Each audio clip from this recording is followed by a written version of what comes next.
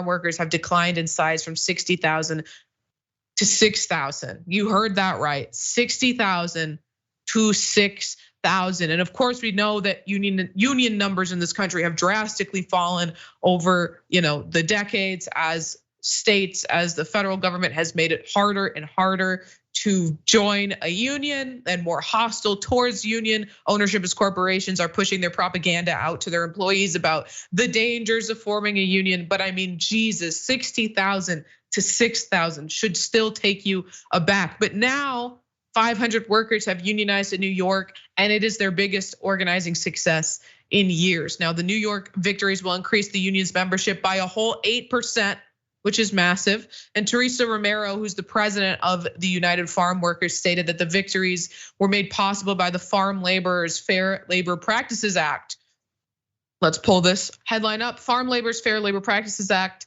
On July 19th, 2019, former Governor Cuomo signed the Farm Workers Bill, which establishes the Farm Laborers Fair Labor Practices Act to protect farm workers' rights and ensure equitable housing and working conditions. The bill grants farm workers overtime pay, a day of rest each week, disability and paid family leave coverage, and unemployment benefits and other labor protections. Now, so a little bit more about the act here from the New York Department of Labor.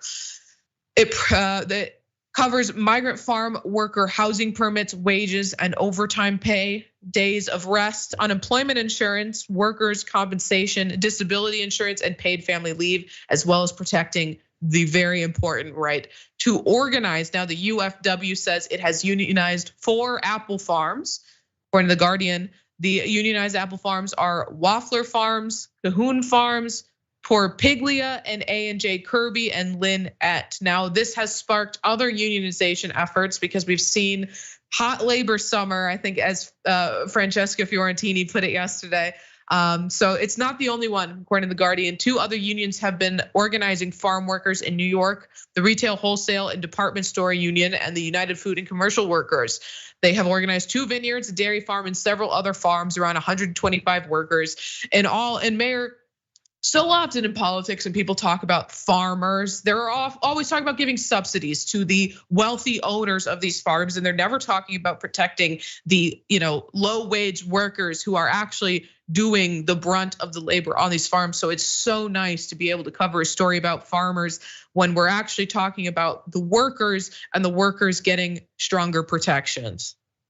I mean, I think this is, first of all, 8% increase with 500. That is unbelievable. It's also sad on the other side that we went from 60 to 6,000 across this country, where farm workers make up so much of the workforce. I think this is a wonderful victory for people beyond the spirit of Cesar Chavez, people who realize that we don't eat without farm workers in this country. So I'm super excited about this fact. Here's another thing that we should talk about. People don't understand the benefit of unions, not the old benefits, taking 13 and 14-year-olds and 8-year-olds out of factories. I'm talking about the fact that when you have union workers anywhere, the environment is usually safer for the workers and also for the company, right? There are less OSHA violation when they're union workers. So I'm super excited about farm workers getting these protections that you listed out, but also the idea and knowing that they may be in a safer environment as they try to provide food, in this case, apples for us. So yes, yes, and yes. Right, especially when we're seeing people like Greg Abbott pass laws that are rolling back protections for construction workers in the state of Texas among a heat wave that protected their ability to take a break every 4 hours. I mean, which is already not enough. But I mean, how do we fight against that when the Republicans have captured these legislators? You fight against it with unions. And so it's a great point that it's stronger protections, not just for the unionized workers, but for all the workers in those environments. And Mayor, I want to thank you so much for joining me today. A pleasure as always. And I want to thank everybody out there for watching today. We'll be back tomorrow with more on Boss, but you got to stick around because Watch List is next.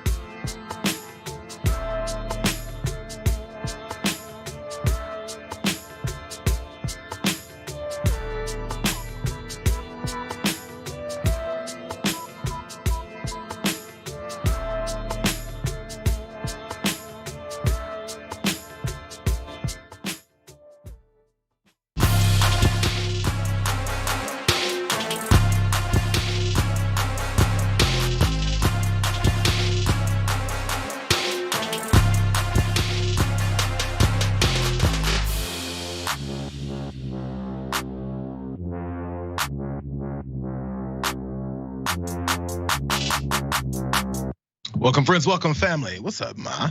Welcome you guys to the watch list. It's the Thursday edition of the show, as this week seemingly zooms on by. We've got a lot happening. Glad you guys are here. So you know what? Fine, you're here. I see you. Go ahead, like, subscribe. Go ahead, share that damn stream with everyone out there. Let them know what we're doing. Appreciate you guys. Of course, especially if you do that. Again, I'm watching closely. Make sure it happens. Still, if in case you weren't inspired enough yet, in case you needed a nice guy to show up, because I'm not. John Iadarola joins me on the program today. He's host of The Damage Report. Familiar face to the show, or maybe on Wednesdays when I'm there. But John is gracious enough to hang out, show up with me, even though his throat is jumping out of his neck right now. How you doing, brother?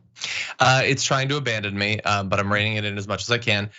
Always happy to be on the show, although I'm now realizing that when you asked me to fill in, I really should have demanded like one WWE related segment. Next time I'm gonna have to do that. Hey, demand away. We might give you 2 of them. Maybe even a recap of a match. Who knows? How many viewers can we alienate in one show would have to be the question that pops It's always up. the question. Sometimes this is the goal. Who knows? It doesn't matter. Glad you're here, John. Good stuff. We'll go ahead and minimize your talking until I need you to give me all that expert advice. As a matter of fact, I'm very curious what you think about our first story here, because it's a bit of a buzz. Everyone's talking about it. If you're the cool kids, maybe you're there, or maybe if you're cool kids, you're not there. That's all settling in because there's a new social media app, and man, is it happening. Let's go and watch. So Matt Taibbi and Michael Schellenberger were given access by Elon Musk, and they deserve the bulk of the credit for the fact that we're at this place, which backs up Mark Zuckerberg's trying to get you again. We don't know what happened at Facebook, but you go ahead and get on Threads, you'll no longer know what's going on. And another major social media platform. Today. So just Mark left-wing talking points there. But I'm saying in Elon Musk, he's going to make sure the best he can, it's possible, the First Amendment's impressed. Does anyone think Mark Zuckerberg, the author of Zuckerbucks, to make sure certain district got a lot of money in order to vote against Donald Trump in 2020? Does anyone think he's not going to collect all of you, pull them away from Twitter, and then begin to manipulate again? All sides are being taken in this new social media war. Well, now that Mark Zuckerberg's and Meta's own Threads app has been released, and it's like a kind of a Twitter, but not really, but very much similarly. Maybe for folks who are getting tired of Twitter, I think we're seeing where this is all going. Brian Kilmeade there with the Fox and Friends crew, with a couple of interjections by Ducey, who didn't seem like he was as against this as Kilmeade was, but Kilmeade seems to be upset about this possibility that Mark Zuckerberg is doing whatever he wants with your, not in this case tweets, but now Threads. Yeah, that's the new one. Everyone's signed up. I think this might be some of the problems that Kilmeade is having. Let's jump to these details of what has been going on. Meta Platforms' CEO Mark Zuckerberg, as was mentioned there, said just today that 30 million people had registered for this app, Threads, including 10 million in the first 7 hours of its launch on Wednesday in the US and over 100 other countries. Those countries include Britain, Australia, Canada, and also Japan. But there was a couple problems. There were some glitches, annoyance about the lack of chronological feed, and gripes about missing features, which raised the question of whether this initial burst of interest would actually lead to sustained growth that could actually pose a meaningful challenge to Twitter, because obviously that is what's going on. Some of those concerns I think are worth being concerned about. I'm on your side. Here's some of those. Their new offering also has raised data privacy concerns. The company's held off on rolling it out in the EU, citing regulatory uncertainty. Now, Threads could also collect a wide range of personal information: health, financial, contacts, browsing, and search history, location data, purchases, quote, sensitive info. I thought we already covered a lot of that sensitive info. That's according to its data privacy disclosure in that app store, which you can see what is it's happening. Of course, John, as you've seen on many apps, damn near all of them, you can shut off some of those things that data sharing to degrees of things like location and all that, but maybe not absolutely completely. I'm gonna give you guys the full thread here. Pun not intended. Some data may still be collected by default or by other Meta products that you use. For example, Threads may collect your device identifiers, usage data, diagnostics, and other data, even if you don't share those categories. Also, if you use Instagram, Facebook, Messenger, or WhatsApp, those apps may share data with Threads, or also vice versa. So I guess clean up all of your apps, see what your sharing is, because again, although this is a new app and maybe those the new users that jump on are concerned about those data features or how much they're mining from you on that data. They're already mining it from everywhere else if you haven't been checking those as well. So this process of those things being exposed is nothing new. It's just a matter of whether or not you're willing to add another one to that. So it's understandable. But so before we get to the battle and the back and forth and responses that have happened, John, first, Threads or Twitter? Yeah. Well, obviously Threads out of the two. Anything over Twitter, week-old rotting corpse of a possum over Twitter. If that's the social network, I'll figure out a way to re-possum it. But anyway, yeah.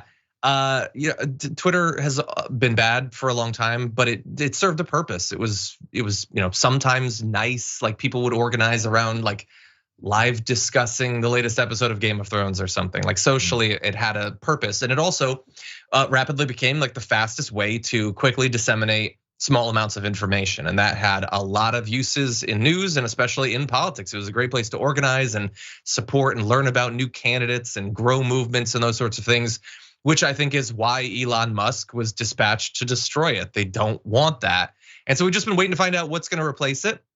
I don't love the idea that Facebook would be involved in creating whatever replaces it. I think that the concerns about privacy and data and all that are totally appropriate. I think this will be at least as bad as Instagram in that respect, if not worse. The issue is that Twitter is also really, really bad when it comes to your data and privacy. Elon Musk is lying about that, and Kilmeade opportunistically is pretending as if Elon Musk is good when it comes to those issues, but we're stuck between a rock and a hard place. We need to have a tool like this. We're gonna forego certain privacy protections regardless of which we go with.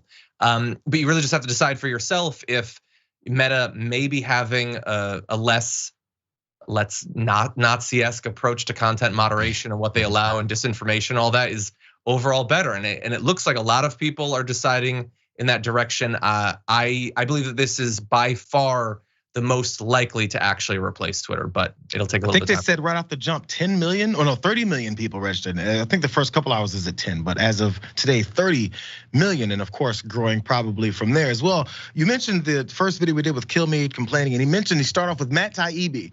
And they deserve all this credit because they're the ones who blew the lid off when they were talking about, I think was it the Twitter files? Is that the one that was they're talking about with the work with that? But then again, I'm not sure where Matt Taibbi and Elon Musk's relationship lies now because that was fractured. I'm not sure how much credit Matt Taibbi wants his name associated with Musk anymore, but still, this is some of the passive aggressiveness that is going on between the two competitors here, at least the heads of these competitors, Mark Zuckerberg and also Elon Musk. This is what Zuckerberg threaded. Is that how it works? He says someone was asking if this will be better if it could potentially take over Twitter. He goes, it'll take some time, but I think there should be a public conversations. Look at this bad grammar. A public conversations app. Oh no, I thought it was public conversations with 1 billion plus people on it. Twitter has had the opportunity to do this, but hasn't nailed it. Hopefully we will. A little nudge. It's like you had the opportunity, Elon, but now we're here. So Elon, in his Twitter verse, also said this is the sarcastic version of what he generally tweets out. He said it's infinitely preferable to be attacked by strangers on Twitter than indulge in the false happiness of hide the pain Instagram. Of course, so many people are talking about how Threads is now just the text trimmed down pictureless version of Instagram, considering how it's connected to it. But also one other part, because Elon, even though he's talking about how everyone on maybe Threads is just looking for their safe spaces and they don't need all of the attacks from strangers. By the way, why is that a selling point? Here, you guys, come to my app where you'll be attacked daily by people who hate you. Maybe they'll even come after your family. Yo, you might get doxxed. Maybe someone will show up at your door with a gun. Fun times. Whatever, I guess that's what they're selling over there. But one other part, because I don't think Elon is as confident as he's letting people believe through his tweets, because just today, in a letter to CEO Mark Zuckerberg published by Semaphore, a lawyer for Twitter said the company has, quote, serious concerns that Meta Platforms has engaged in systematic, willful, and unlawful misappropriation of Twitter's trade secrets and other intellectual property. There's a little bit more. Twitter intends to strictly enforce its intellectual property rights and demands that Meta take immediate steps to stop using any Twitter trade secrets or other highly confidential information. That's what Alex Spiro then wrote in that letter threatening them, because now we've got this problem with trade secrets being taken, the similarities between these two apps. There was no specifics about which trade secrets, or maybe those things like privacy, maybe things like moderation, regulation of users, things like that. I guess those are the trade secrets that they're working with, John. Do you have any ideas of where this is going? Did you see the lawsuit, or at least the letter about? I saw that they had launched it. Definitely a confidence play. They're not worried at all about Threads. They're laughing, in fact, right out of frame. You can't see it, but they're laughing. They're not worried. What they seem to take issue with is the fact that Twitter is a very copyable social media platform. It's super simple at its core, short messages. That's it. None of the other platforms have yet nailed it, and I would include Threads in that. There's a number of different features that it still doesn't have: DMs, search, trending topics, a chronological feed, as you mentioned, a feed of just people that you follow. There's a lot of things that they need to add, but they actually have engineers and coders, and so I think they have a chance of doing it. The company that's in the worst position right now to make Twitter, or a Twitter that works right now, would be Twitter, honestly, because he fired almost everybody that worked there. It was always just waiting for someone to copy it. What Twitter had was they'd come out much earlier. They had a community that valued it. They were sort of first to the market with that. But and it's difficult to lose that advantage. It takes a lot of work. And to his credit, Elon Musk has put in that work over the last year. He has done everything he can to undermine its tech base, its code base, and to make more and more people absolutely despise the necessity of being on it. Many people, myself included, still sometimes tweet because we have to, we don't want to. And the second we don't have to anymore, we're not going to. We're going to enthusiastically go to some other platform. People are going to be laughing on their way to Threads. Well, let's go ahead and put you on this so people can maybe quote you later. Do you think Threads is the one, or will there have to be something else that kind of dethrones Twitter? Would this be a mass exodus? I mean, it's okay if you're in the wrong because it's a guess. Who knows, right? Who knows what Meta may do with this?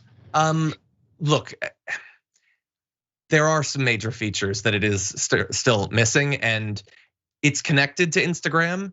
If it stays following the model of some of the worst aspects of Instagram, for instance, how they want to choose what order things come up for you. You cannot simply do a chronological, like stripped down, no algorithm feed.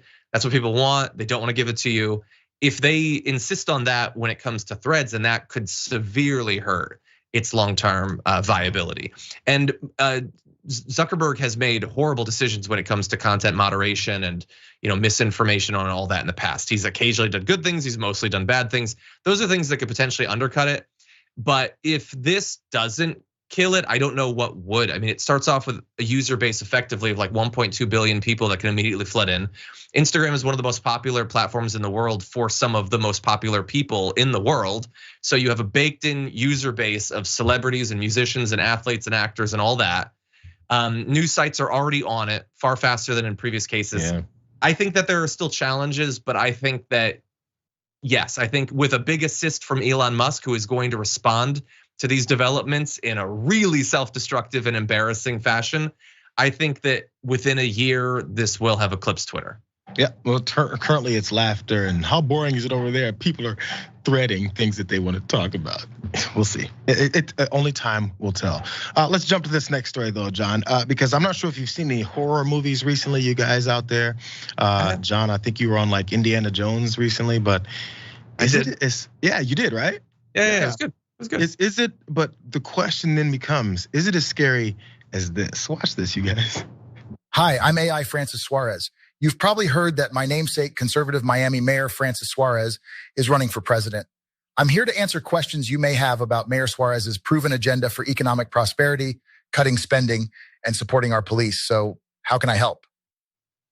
In case you guys don't know, there is Miami Mayor Francis Suarez. No, actually, I'm sorry. It's the AI version of Francis Suarez, and his namesake he got from Francis Suarez. Try and keep up, because this is not him. Obviously, this is one of those, not even a deep fake, just a general AI generated version where he's there to answer all of your questions about his campaign, where he's going with it, and why he's going to be your next president. He's in the field on the Republican side, obviously.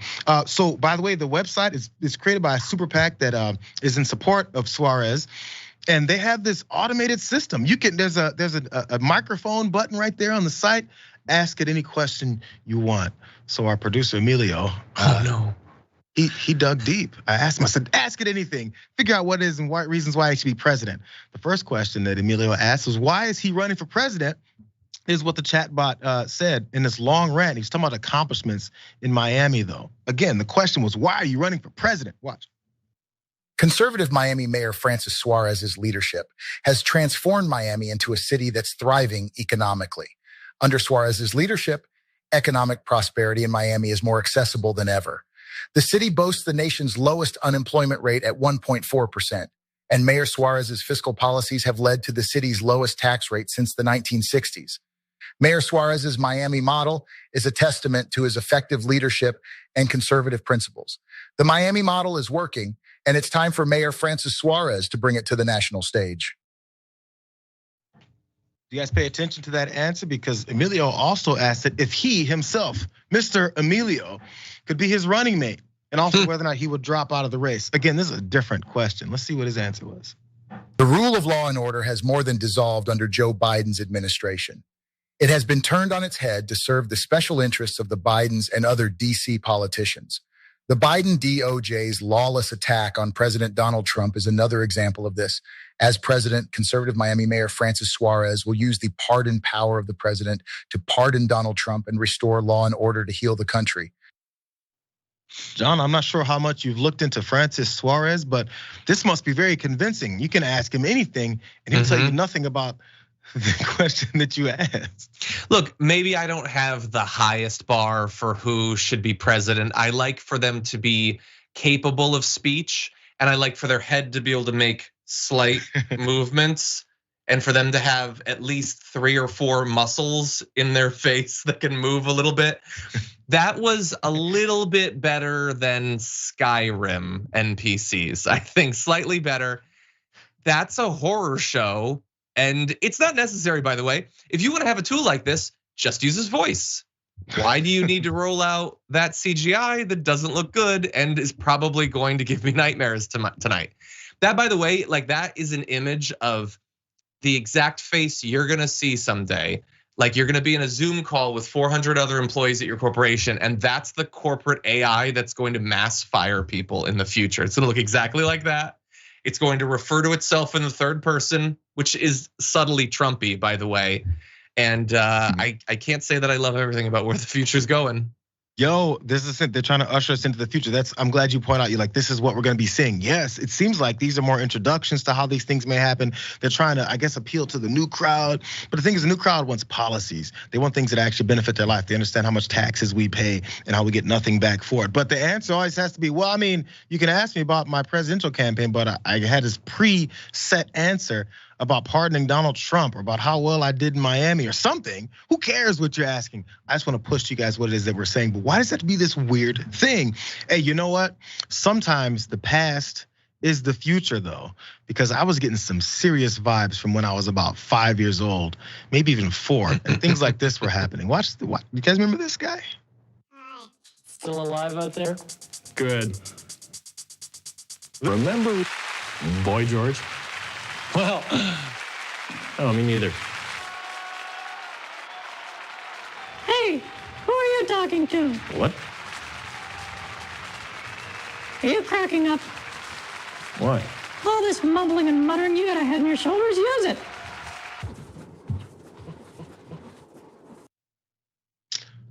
For all of you folks that were born anytime after 1985, that was Max Headroom. John, do you remember Max Headroom? Was this before your time? More from like references in movies to Max Headroom. I never like saw it, but I would say if it came down to them, Headroom 2024.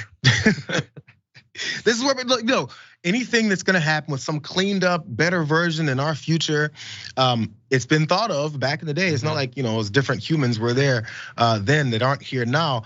Watch, one of my favorite movie franchises, Back to the Future. Just watch part 2, and then you start seeing some of the things that they expected to happen. What year was it supposed to be? 2015, I think. It was something like, it might have been in the 15. It was 15, around our time. Yeah, it was 15, because I remember the day when Marty gets to the future was like a celebratory day for Back to the Future nerds. I wasn't one of them, but I had a friend who was. And he's like, it's Back to the Future Day. Marty's supposed to show up in Glen Haven. I forget where they live. But same thing, they had things in the house. And I was like, oh, this is what they thought it'd be like in 2015. We ain't made it there yet. But maybe Max Headroom was a pioneer. He was the founding father of Francis Suarez 2.0. Oh, John, you actually have an intro on your show that I wish we could have used here about that with the AI stuff. AI. It's absolutely frightening. Yeah. Can I say one more thing about this? For sure. So look, this is something that a PAC put out or whatever, but we see in campaign advertisements, AI is popping up more and more. Like, do the politicians not get that? For the vast majority of them, I'm not talking about like AOC or Katie Porter. There are people who care about legislation, but for most of them, they're total affect and what they say in their speeches, their campaigning that's all generated by consultants and all that. They're not really driving the agenda. They're following the leadership, or they're taking, ALEC sponsored legislation or whatever. They're told who to vote for by their donors. Like, much of this is a formality. The words are put in their mouths and they don't have real thoughts. The only thing they have to do is be the flesh and bone thing that says stuff. With this technology, like even that last little thing that they're needed for can apparently be replaced. And I'm not saying that the Suarez thing wasn't deeply disturbing or whatever, but I've seen real Ted Cruz speak, and that's pretty disturbing too. So honestly, I feel like a lot of politicians could probably be replaced by that thing right about now, and it wouldn't make much of a difference. I both can't wait and I'm afraid of the Ron DeSantis version of this here thing. Who knows what he'll say? Who knows? I don't think anyone does. Let's take this first break for you guys. If you have comments when we get back, but also once we do, you remember that shooting that went down in Philadelphia? The suspect and shooter there in that situation has been, as with most of these things, has been identified and also tried to discover what the motivations were. And as you can imagine, those things are getting split and taken apart, and many times misinformation has fallen apart from that. We're gonna give you some of that information on that when we get back. A lot more too.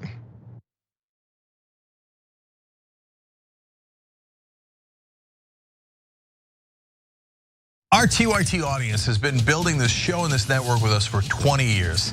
Now we're expanding and connecting our audience around the world in even more exciting and powerful ways. Look, I don't want you to miss another petition, poll, community conversation, or TYT segment. Connect with informed, passionate, and compassionate progressives, and even new progressives. They're joining our movement every day. This is gonna be amazing when we work together. So our community members are learning together, they're building lifelong relationships, and even politically organizing together. Here's what Power Slave Wolf has to say as they begin interacting with our community after making TYT their #1 trusted news source. Quote, I've been a TYT viewer since the Obama years and have since found them to be a far more trustworthy news source than most TV news outlets. Away from viewing TYT, I'm a musician, electric bass guitar, sim racer, satire enthusiast, and rollerblader, the latter being my main means of intense exercise. TYT, my local news, none of the stations in my area are Sinclair owned as far as I know, and comedy style news shows are my trusted news sources. The former and the latter both having something in common in that both have something that TV news sorely lacks, a very low tolerance for BS. So sign up for free at tyt.com/community. We're making it easier to connect, stay informed, and even take action.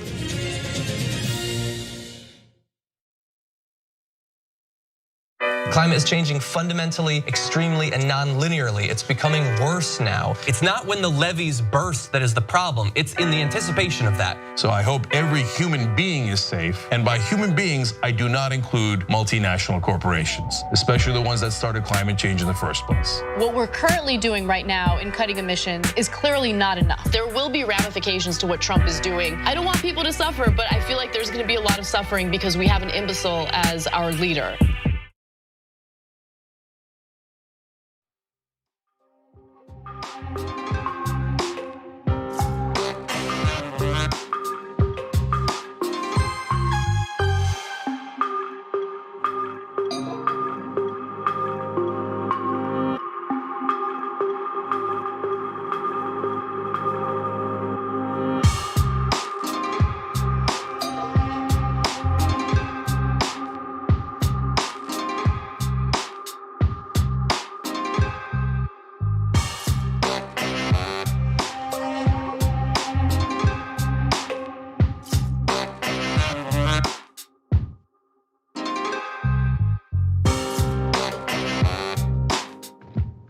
Stop playing, we're back. TYT members, you guys. Pendulous Dragon says, what? John on the watch list? Is this big news Thursday? Yo, listen, first off, there's no graphic for it. Number two, maybe Thursday was the last time you were on. All I'm saying is these things could all be remedied quite easily if we come up with a standard date. That's all I'm saying. I've said nothing. We'll talk. We'll talk. Yeah, we can discuss. Maybe I can steal some of your intros like the AI. That's where you find them, just off camera worrying, just like Elon. I am Sox says, I'm worried that threads won't be toxic enough for me, and I don't want to have to learn about a new billionaire to make fun of. Absolutely. I mean, just in case you want some torch in your life, just stick around. That's literally the selling point now currently with Twitter. Hey, you guys, you actually want to enjoy your life and not be attacked? Twitch, over on Twitch, Moho Quid says everybody's first mistake was getting so involved in social media that they can't just delete their Twitter and move on peacefully with life. Well, yeah, people have to get out of the house again, and for you moving on with life to interact with folks, as this has become our norm. Zapped, bro. I said it like in 2007. Next, Sin Committee. I remember that now, the zapped, yes. Oh my God. It's abound, bro. Listen, you can't deny it anymore. Jank, Anna, I can't remember if Jesus specifically made fun of me. Specifically made fun of me for that. I probably did. It hurt my heart a little bit. Last one here, you guys. Sin Committee says this is a pro SpongeBob stream. Absolutely, I mean, SpongeBob abound. This is a fun little cheap hoodie I got. It was nice.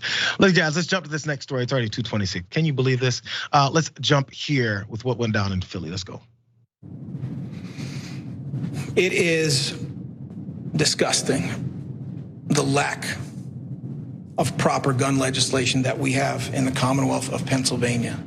I cannot agree more heartily with the mayor. It is disgusting that you can go to New Jersey and find a whole list of reasonable gun regulation that we don't have, that you can go to Delaware and there's almost as long a list of reasonable gun legislation that we don't have. Some of that legislation might have made a difference here. And it is time for everybody in our legislature, including the ones who would like to walk around with an AR-15 lapel pin. It is time for every one of them to face the voters. And if they're not going to do something, then the voters are going to have to vote them out, because that's what that lapel pin means. It means vote me out. I am against you, and I am against your safety.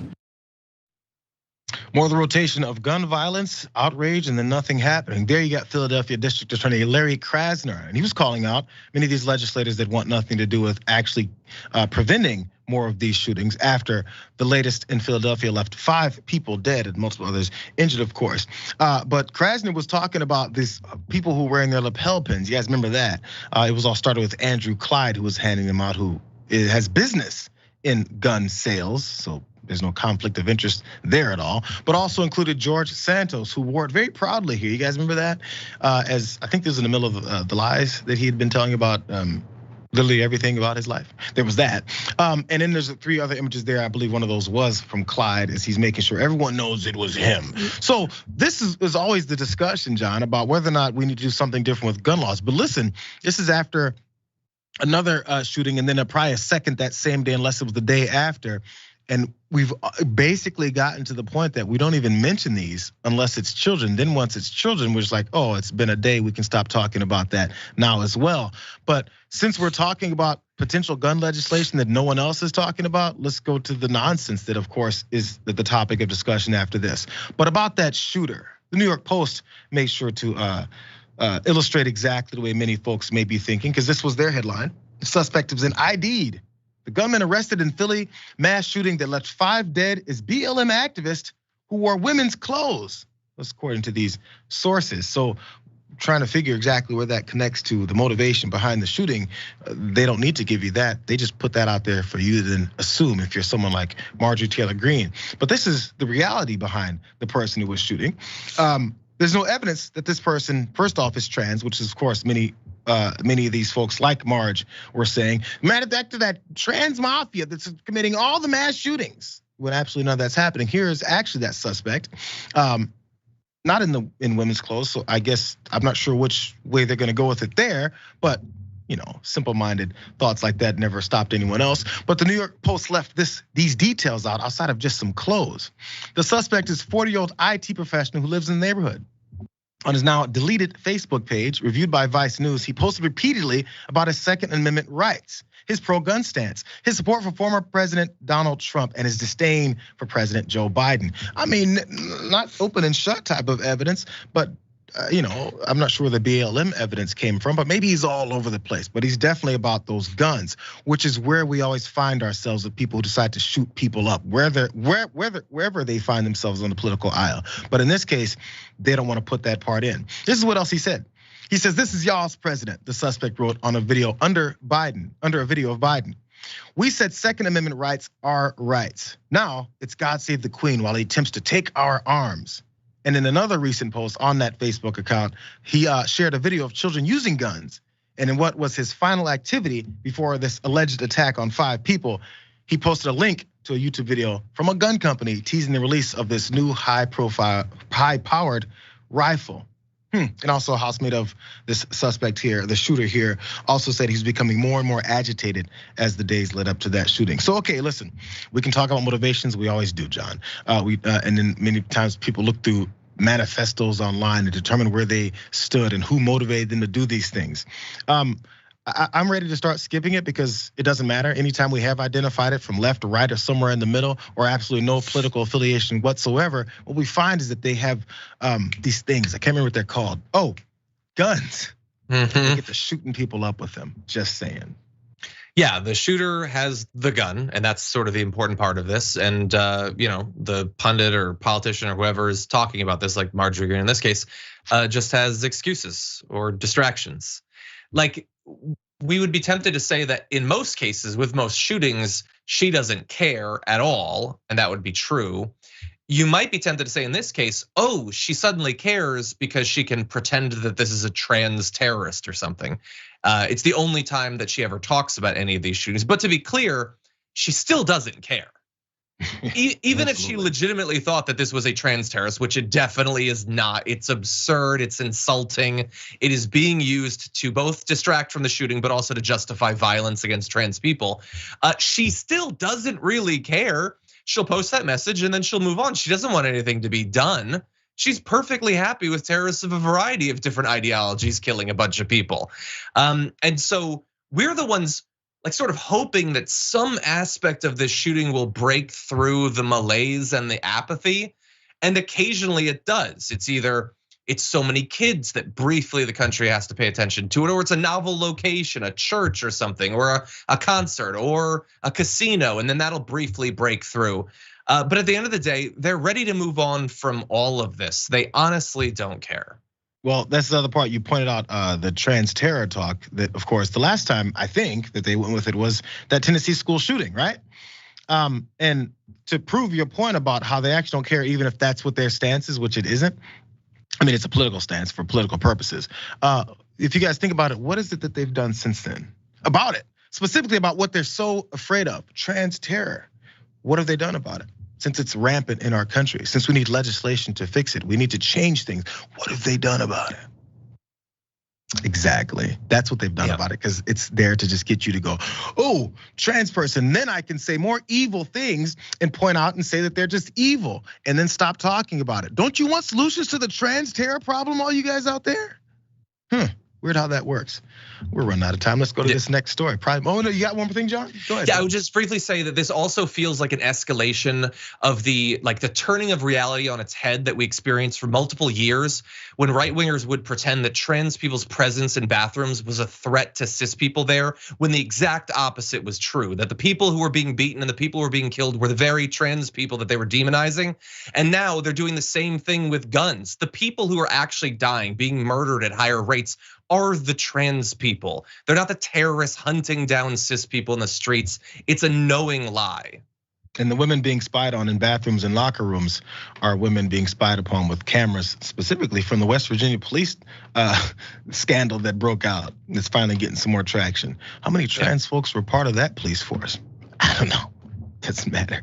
Let's go to this next story though, you guys. Probably my favorite of the day. You guys know I complain about drivers a lot, specifically Prius drivers, John. Let's take a look at how this whole thing went down. It's a bit of a fender bender of an accident, but the fallout from it is when the action really started. Let's go.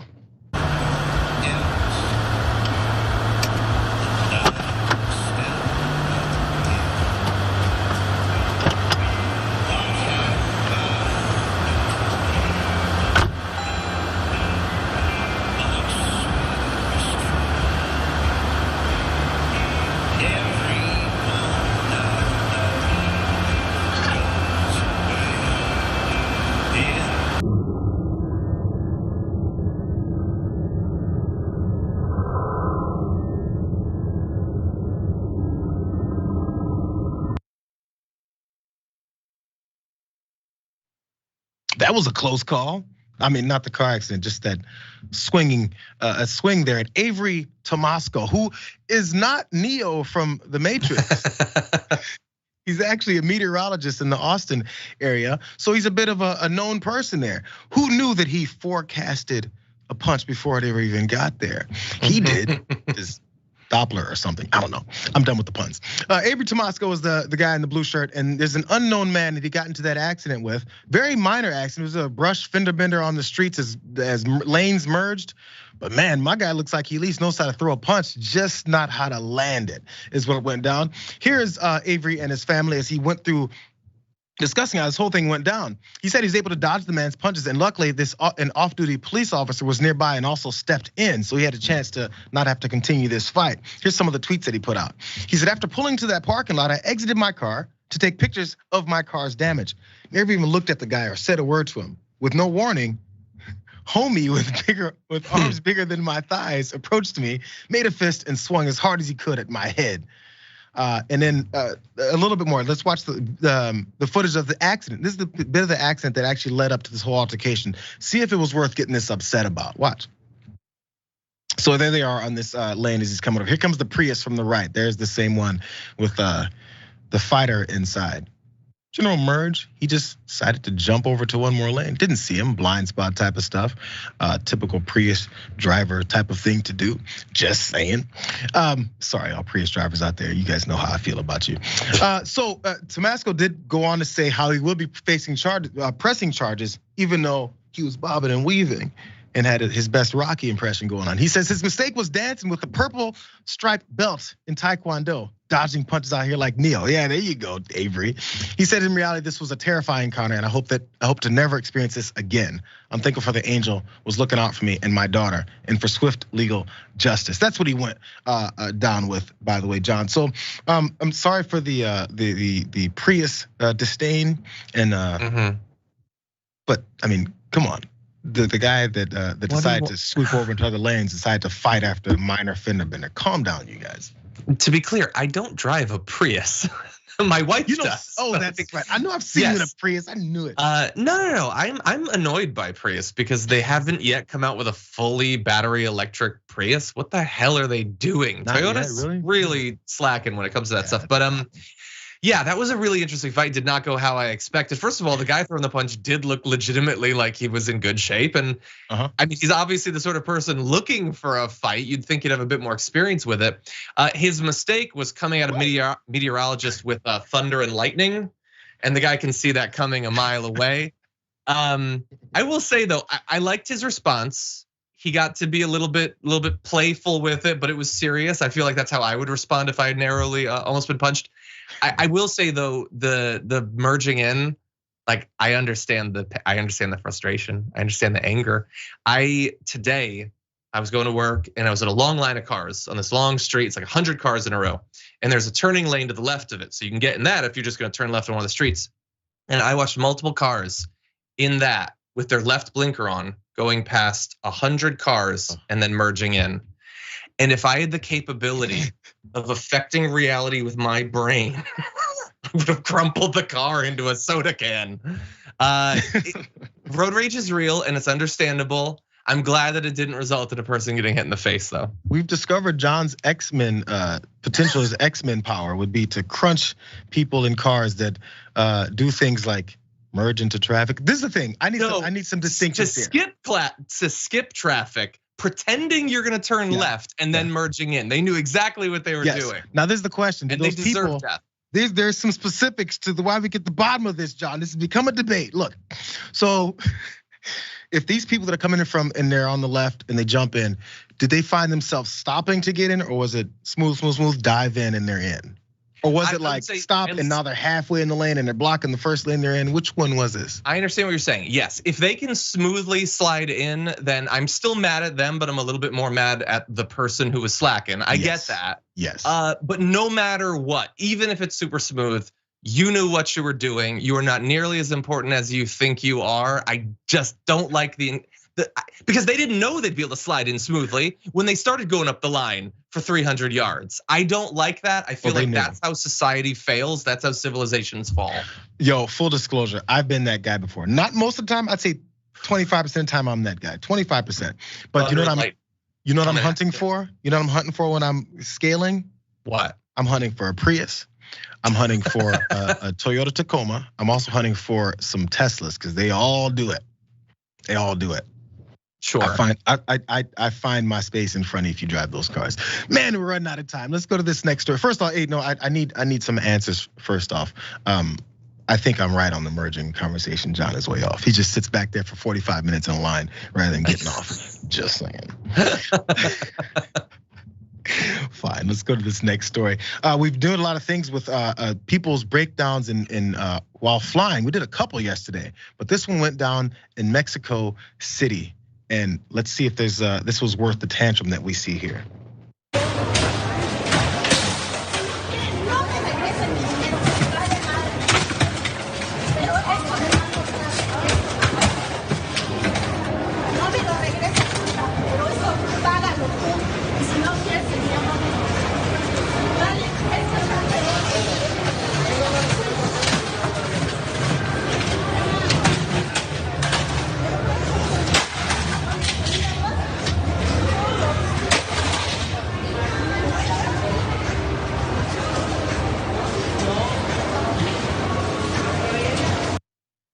There's a lot to unpack here, but first let's start about where this was. This was in Mexico City Airport, and this woman whose name is Maria Guadalupe, and she's not very happy. I'm not sure if they lost her baggage, if maybe they said her weight limit had exceeded on the scale that she's standing on there, yelling at everyone, and taking more of her anger out on every monitor she can get her hands on. While everyone just watches, as if this is a woman going, "I'd like a pen, please." Still, as she walked out, they did eventually arrest her. But what she was upset about was they did screw up her ticket and they couldn't find it, and the refund just wasn't happening. Here's a mugshot of her. She has a bit of a badass lean to her head, even though she's like, "Y'all may have caught me, but wait till I get back to that damn airport." So this is what she lost her temper over, because they couldn't find a reservation or issue that refund. That was the problem. She continues to argue with these workers, and at one point, she tossed a barcode scanner to the ground, as we saw, as shocked passengers waited to check in with their bags, and they watched on.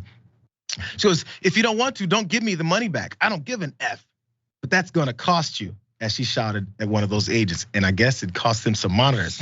Now, as I mentioned, those auxiliary police agents intercepted her as she was about to exit the airport and walk out like she was the badass that she is, placed her in custody. And that incident report indicated that she's caused damage to an airline counter at that Mexico City airport. Yes, of course, she caused a little bit of damage. This is the thing, I was talking, John, I was talking before the show on this with my producers, and Emily was like, "Yo, I said, everybody's just standing there looking."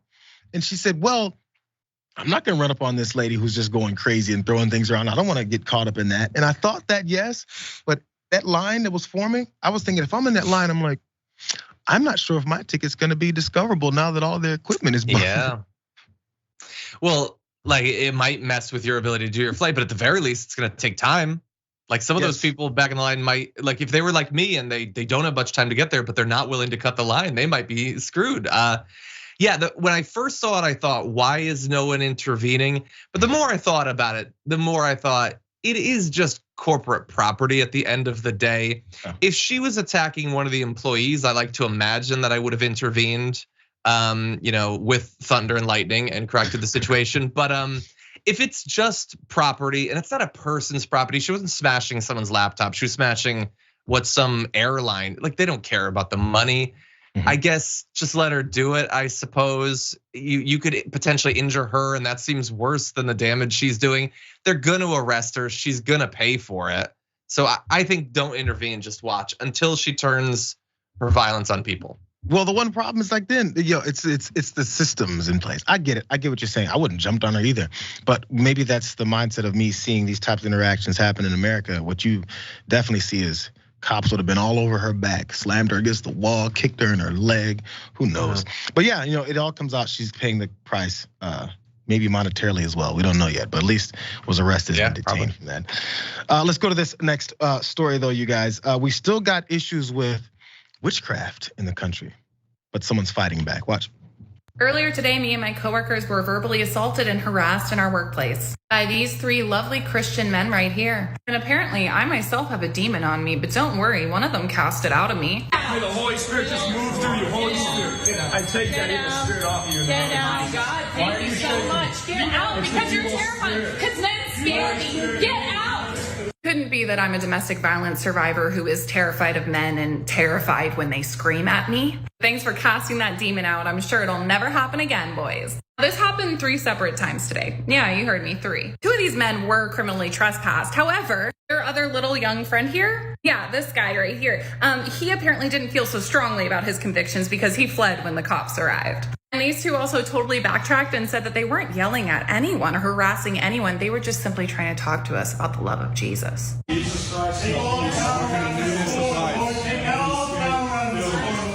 All the power around this store. All of it. All of it. We break down all the power of all the witchcraft in this store.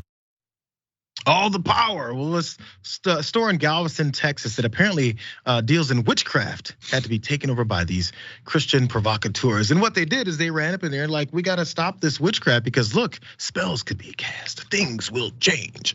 Maybe you guys recognize the man in the tan shirt that was wishing for the witch to leave that woman's body. If you don't remember him, maybe you hadn't seen this before. Struggling with homosexuality. For years upon years, I was watching transgender porn, femboy porn, all that stuff. I used to go on Grindr all the time, looking for a to hook up with, or transgender, whatever word it was, someone to hook up with and get off to. I struggled in the dark with homosexuality for a very long time. And the Lord gave me a word. It's long suffering.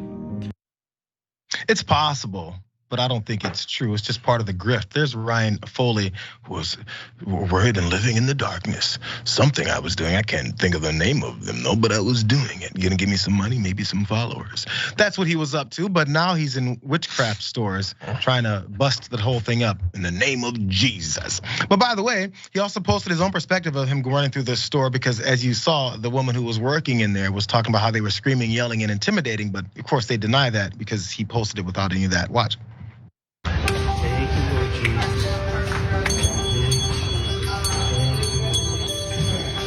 We are in a witchcraft hut right now where they sell witchcraft, and I want you to see something very carefully. They have Mary here. Now, why would they have Mary inside of a witchcraft place where they sell witchcraft and voodoo? It is because Mary is a false god. It is idolatry.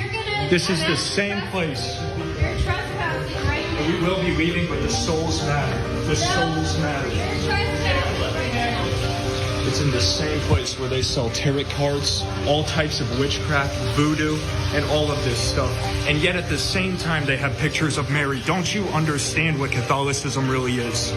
Wake up. Get out of Catholicism. It's idolatry. You know those tarot cards in the back? So he walked through very calmly. He was just trying to tell people what was going on. Preaching the good word, John. You think he's doing good work? Maybe the next step is something else insane. I don't. I think that the next step is probably going to be awful. Every step up until this point has been. Look, I don't know this guy. I based on appearance, I would say he's Hassan's nephew. I think I'm not entirely sure, but I don't know this guy. He clearly has a lot of issues, and theoretically help is available. He has decided to go in different directions. As they say, men will do blank instead of getting therapy. Men will harass witches instead of getting therapy. Men will confess to years of feverish searches for transgender porn instead of getting therapy or whatever. Like, this is a person who desperately needs help, who has actual problems. The problem isn't who he is deep inside. It's all the layers of social nonsense and BS that have been layered on top of him from conservatives or religion or whatever. That clearly is the issue. Along the way though, just don't bother the witches. They're just trying to do their job. And the amazing thing for me is, I grew up like playing D&D and reading fantasy books and everything. And you're always considered to be a weirdo. Like, why are you so obsessed with that stuff? None of the people that I played D&D with ever thought that spells were real. Like, we never thought any of that was real. You guys are the ones who think it's real. You're the one talking about casting out demons and everything. What? Just play D&D if you want to talk about demons. It's way more fun. Well, John, when you're casting the spells and you don't know what's going on, of course you don't think it's real. Your effects on society change things. Matter of fact, there's one more thing that this guy was trying to clear up, and I think it was shoving old folks at a pride parade. By the way, they were charged with criminal trespass. They'll be back out and they'll do it again. But how long is this last one, you guys? Let's check. Yeah, one more, because this is what else they've been doing around town. Because this is the terrorism that he's liking to push, as he's saying he's protecting people from witches. But do witches do things like this? Dwayne, don't. Dwayne, don't. Dwayne, don't. Dwayne, don't. Don't, Dwayne. Don't, Dwayne. Don't, Dwayne. Don't move, Dwayne. Dwayne. No, with this, I will not stand for this.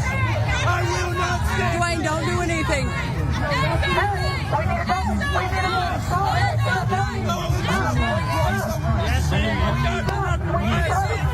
My God,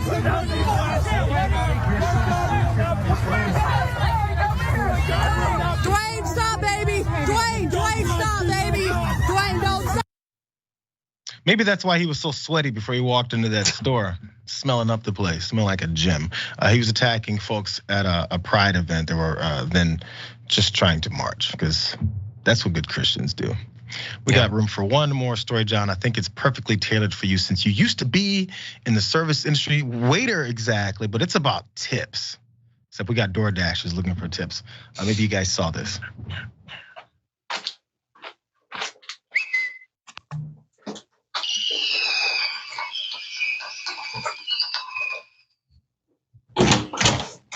Hi. Hello. Come here, Max.